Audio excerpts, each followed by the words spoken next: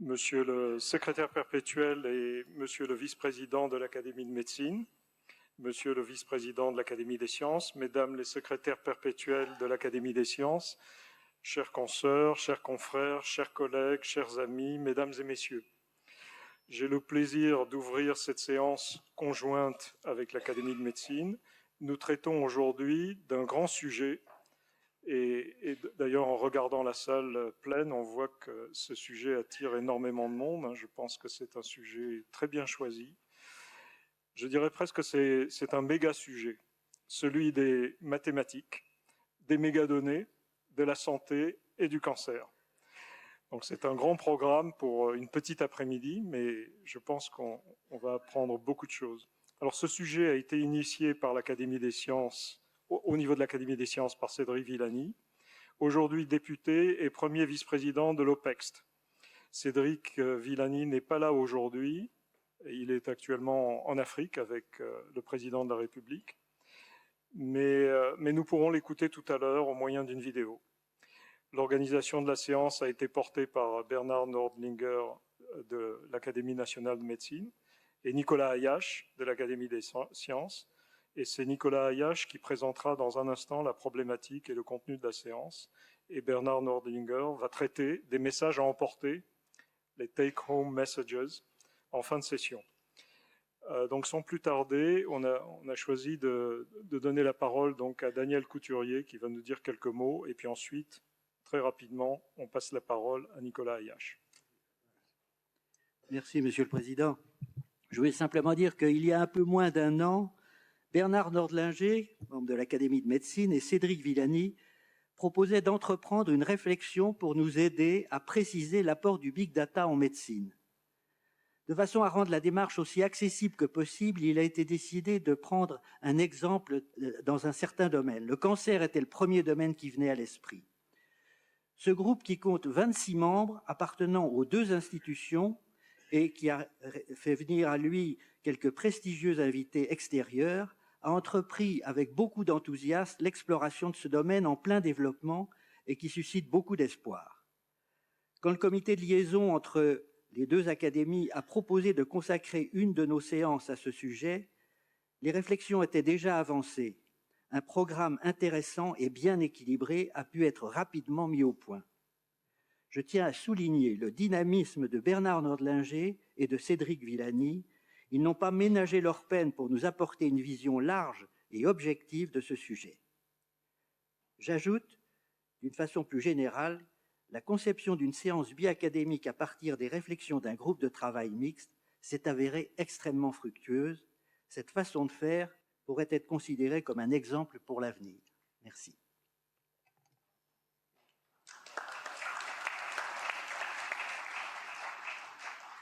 Donc je passe la parole maintenant à Nicolas Ayache. Très bien.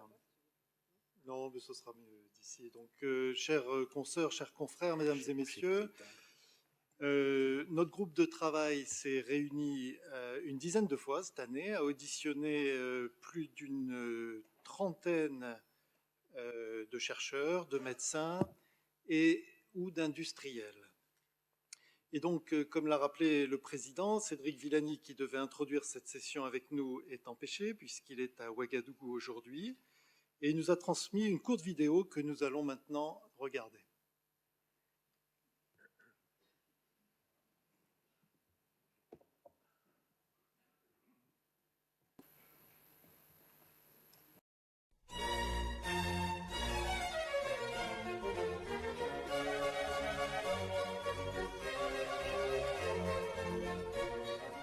Bonjour, je suis Cédric Villani, mathématicien, député, membre de l'Académie des sciences, et je m'exprime ici en tant que co-organisateur avec le professeur Bernard Nordlinger d'un groupe de travail, d'un groupe de réflexion qui se réunit régulièrement pour explorer et discuter de l'interface entre mathématiques et médecine.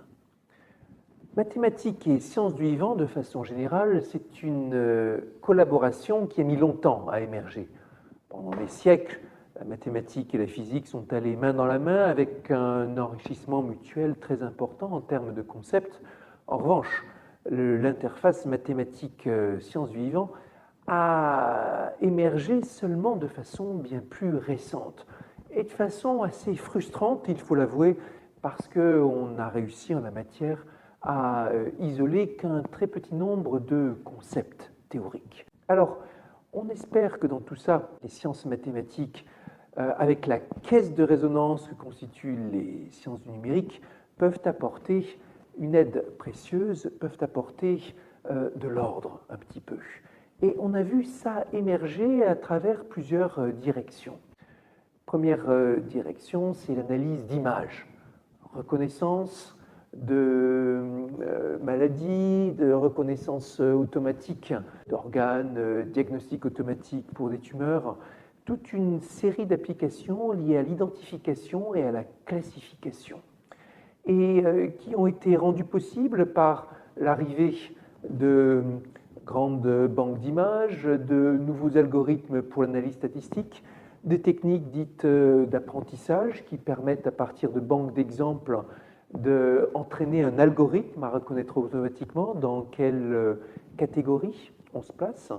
On a vu aussi la possibilité de faire appel à des algorithmes plus sophistiqués, plus précis dans la résolution de modèles, que ce soit des modèles de type causalité ou soit des modèles de simulation par équation différentielle ou équation aux dérivées partielles, avec la montée en puissance du calcul à haute performance. Toutes ces avancées se sont faites en majorité grâce au développement de l'arsenal de ce qu'on appelle l'intelligence artificielle moderne, beaucoup basée sur les statistiques, les grandes données et l'apprentissage. Mais on a vu aussi des avancées spectaculaires se faire dans les modèles, la simulation des modèles, et on a en tête qu'un jour certainement, et ça ne va peut-être pas si éloigné, ces approches statistiques d'une part, modélisation d'autre part, vont venir converger et se renforcer mutuellement. Au-delà des enjeux scientifiques et technologiques, nous voyons arriver aussi toute une gamme de nouveaux problèmes que ça pose par rapport à la société, par rapport aux politiques, et des enjeux qui sont très présents dans la réflexion sur la mission au sujet de l'intelligence artificielle que je coordonne pour le gouvernement. Parmi ces enjeux, nous avons l'évolution du travail et beaucoup de métiers dans l'ensemble de l'écosystème médical pourront être affectés par la montée de ces méthodes mathématiques, de ces méthodes d'intelligence artificielle. On a coutume de dire que, par exemple, le métier de radiologue tel qu'on le connaît va disparaître ou tout au moins évoluer de façon importante. Une autre problématique très importante, c'est la problématique des bases de données. Quelle grande plateforme pour partager l'information, quel processus, quelle loi aussi, quel environnement juridique.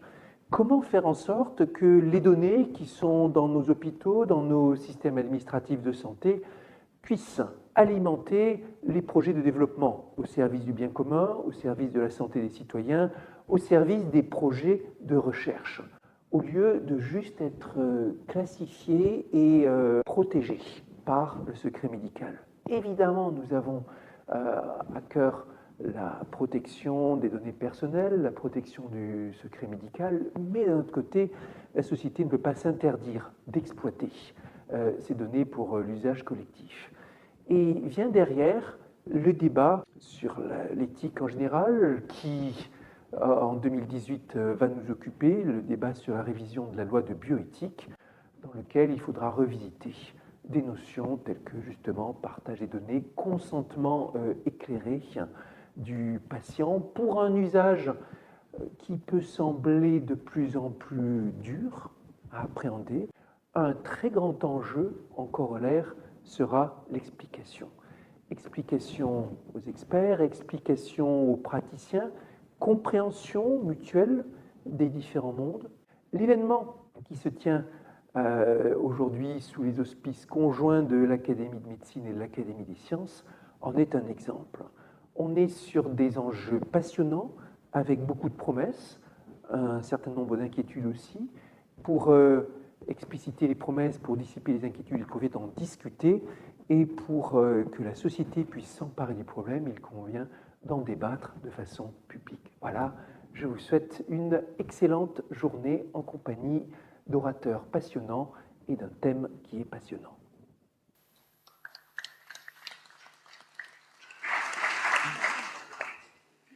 Très bien.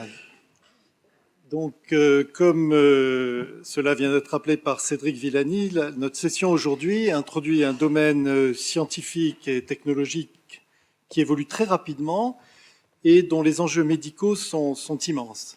Et donc, pour l'illustrer, nous allons écouter 4 présentations. Emmanuel Bacry va nous présenter l'ouverture des données publiques de santé en France. Nous écouterons ensuite Thierry Collin nous présenter la modélisation des tumeurs à partir d'images radiologiques. Puis Chloé Agathe Azincote nous présentera la caractérisation des cancers par les données génomiques. Enfin, Jean-Yves Blais nous présentera la recherche clinique en cancérologie à l'ère des nouvelles technologies. Et Bernard Nordlinger conclura cette session avec une synthèse des messages à emporter. Alors, ce que je voudrais dire avant de passer la parole à nos orateurs, c'est qu'un point très important, à mon avis, c'est que les exposés de cette session vont nous montrer comment le mariage des mathématiques et de l'informatique, associé à d'autres sciences, notamment la biologie, la physique, la chimie, permettent d'exploiter des données qui sont des données cliniques, des données images, des données génétiques, et cela pour mieux guider le diagnostic, le pronostic et l'action thérapeutique, tout à fait dans l'esprit de la médecine de précision que notre confrère Alain Fischer nous a présenté en 2016 pour l'anniversaire des 350 ans de l'Académie des sciences. Également, comme nous le verrons au cours de ces présentations, les données acquises sur les patients sont extraordinairement hétérogènes. D'abord par leur nature, puisqu'elles peuvent inclure l'examen clinique, des images médicales, des données biologiques, génétiques, etc. Ensuite, par leurs échelles, puisqu'elles peuvent concerner soit l'individu entier, ou bien ses organes, voire ses cellules, ses gènes. Enfin, par la taille des données, qui varie de quelques kilooctets pour les données cliniques, à des téraoctets, voire davantage, pour les données génomiques. Pour construire un modèle numérique du patient, nous verrons que les chercheurs sont confrontés à des problèmes inverses formidables, dans lesquels le nombre de paramètres à estimer est souvent beaucoup plus grand que le nombre de mesures disponibles, et leur résolution n'est disponible que n'est possible en fait que par la modélisation fine des processus étudiés, et également grâce à des algorithmes très sophistiqués qui sont implémentés souvent sur des architectures dédiées, voire distribuées. Enfin, les avancées dans ce domaine soulèvent des questions éthiques sur la confidentialité des données médicales, Cédric Villani vient de l'évoquer, mais aussi sur la responsabilité en cas d'erreur. Faut-il incriminer les outils mathématiques et informatiques plutôt que le médecin qui les utilise? Une autre question concerne le rôle même des médecins face à de nouvelles technologies qui peuvent les concurrencer, voire les remplacer. Je pense par exemple, pour le dépistage du cancer du sein, à l'analyse automatique des mammographies. Nous avons auditionné la start-up française Therapixel, dont les algorithmes, entraînés par apprentissage profond sur des centaines de milliers de mammographies, font aussi bien que les experts. Et nous pourrions citer d'autres exemples, avérés ou à venir, en dermatologie, en ophtalmologie, en neuroimagerie, en cardiologie, en endomicroscopie, voire en radiothérapie ou chirurgie guidée par l'image. Il est probable que ces nouvelles technologies n'entreront en pratique clinique effective que lorsque leurs performances, validées sur un très grand nombre de cas, dépasseront suffisamment celles des médecins experts. Ceci facilitera leur acceptation par les patients d'abord, les autorités de santé publique et les médecins eux-mêmes. Car ces outils peuvent libérer du temps chez les spécialistes, leur permettre de prendre en charge plus de patients en se concentrant sur les cas les plus difficiles. C'est ce qui s'est passé dans le domaine des examens biologiques, aujourd'hui fortement automatisés. Les biologistes n'ont pas été remplacés, leur nombre a même augmenté, ainsi que le nombre d'examens pratiqués. On peut voir une analogie avec l'aéronautique. Les pilotes automatiques pilotent les avions aussi bien, voire mieux que les pilotes expérimentés, mais ils n'ont pas remplacé les pilotes. Et je pense que la relation humaine entre le médecin et le patient restera essentielle. Alors avant de passer enfin la parole à nos orateurs, je voudrais juste mentionner que le Collège de France consacrera prochainement une journée entière aux avancées de l'intelligence artificielle en imagerie médicale. journée organisée par notre confrère Gérard Berry et le radiologue Francis Besse. Ce sera le 2 mai 2018 au Collège de France.